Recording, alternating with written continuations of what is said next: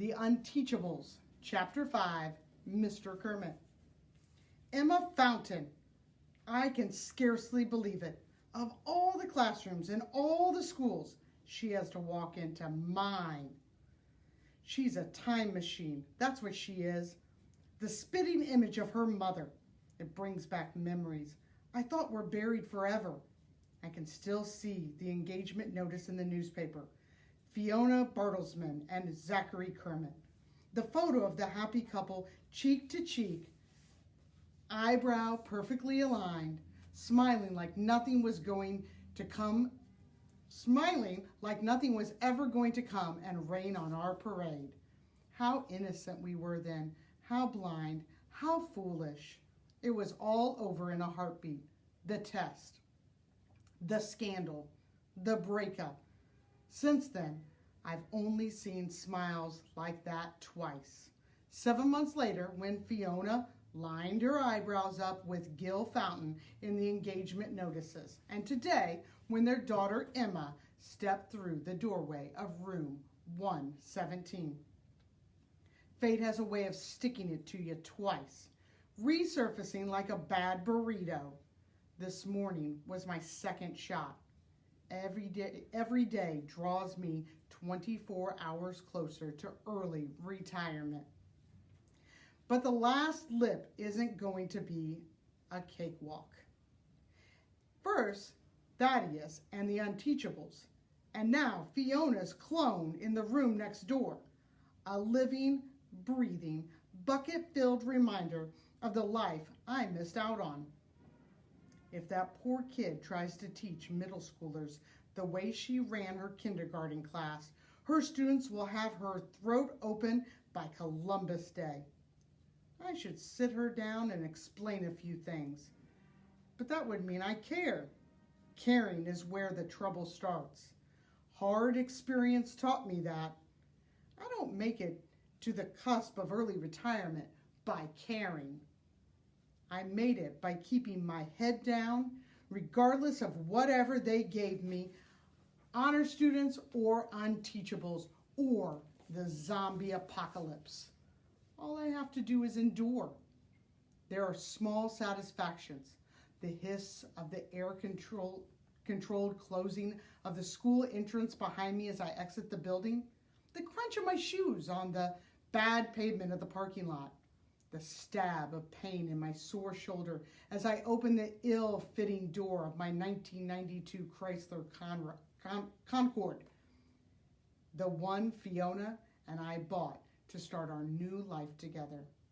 Sky blue, although now it's mostly rust. I don't know why I've kept it so long. For sure it isn't the money.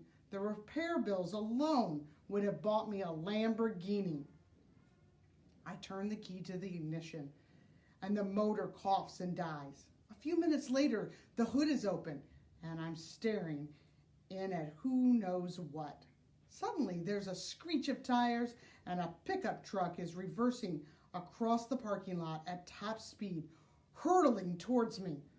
My one thought is that if I'm crushed to death here and now, Dr. Thaddeus and the school district won't ever have to pay my early retirement. The pickup roars to a stop with its rear bumper 6 inches from my leg. Eyes blazing, I shout, "Are you crazy?" The door opens and the driver gets out. I blink. It's one of my students. I know the Unteachables are a rough crowd, but I never expected one of them to steal a truck and use it to try to kill me. "Sorry, the gas pedal sometimes sticks a little." When my shocked expression doesn't fade, the kid adds, "It's me, Parker from class. What can I help you do? What can I do to help?" To start with, I rasp, "You can stop reversing at 90 miles an hour. Why is a middle schooler driving at all?" As he launches into a whole story about his grandmother, the family farm, and a provisional license, I conjure up a picture of him in a front row desk, examining worksheets from point-blank range like he's staring through a jeweler's eyepiece. Wow, that's a pretty old car, he tells me. I mean, mine's old, but yours is like classic. He squints at the name in raised chrome letters. It's a Coco Nerd Concord, I correct him impatiently. Didn't anyone ever teach this boy to read? Never mind that. Any idea how I can get it started up again? Give Parker credit. He's better with cars than he is with words. He tinkers around under the hood, and pretty soon the motor is running again, although it's belching gray smoke all over the parking lot. Stop it! A silver Prius pulls alongside. The window is open, and through the billowing clouds, we can just make out Miss Emma Fountain. Turn it off! Turn it off! Parker rushes beside the wheel and kills the engine. She gets out of the Prius, waving her arms to clear the air. Do you have any idea how much carbon is in that smoke? Mrs. Valderlos is the chemistry teacher, I reply, deliberately misunderstanding the point she's trying to make. I'm in charge of, well, you know which class I'm in charge of. I indicated Parker with a silent nod. I'm bucket filling, Parker tells her proudly. You know, helping Mr. Kermit. Mr. Kermit, she asked, how old is this car? Your mother picked it out, I informed her with an oddly defiant smile.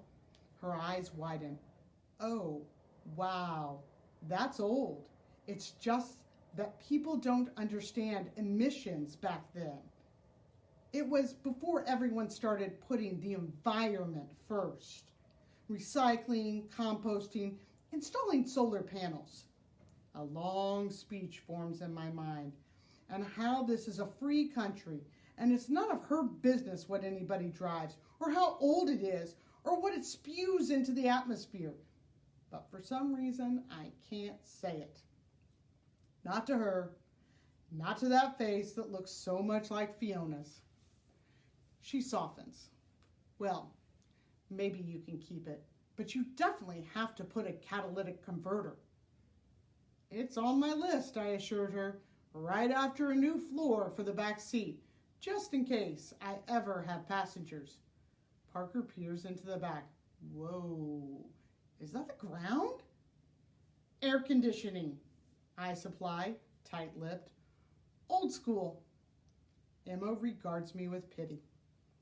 On the plus side, she and Parker managed to get the motor running again, minus the smoke this time. Wow, Miss Fountain, Parker raves, you're really good with cars. I learned from my mom, she explained. She took a course in auto mechanics because she bought a real lemon once, and her voice trails off as she frowns at the old Concorde connecting the dots. I swallow what's left of my pride.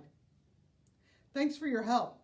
I'm positive that her first act after getting home will be to call her mother and say, Ma, guess what? He still got that car. The calendar appears in my mind. That magical date in June circled in gold Sharpie. Only 172 more school days to go.